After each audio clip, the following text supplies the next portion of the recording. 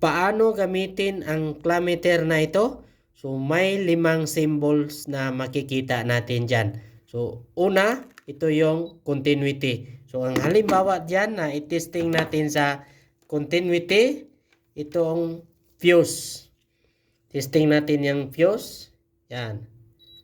So, ang susunod naman ay, yung symbol na yan ay ohms o resistance. So, halimbawa dyan ay resistor. Testing natin.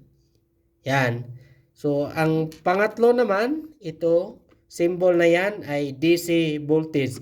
Halimbawa niyan ay battery. So, yan. So, yan ang direct current. So, ang pang-apat naman, ito ay AC voltage. So, halimbawa niyan, itong socket na yan. Testing natin kung ilang voltahe. Yan. So, ang panglima, itong A na may guhit sa itaas, ang tawag niyan ay current. So, pang-testing niya ng current. So, ang gagamitin na yan, itong clamp.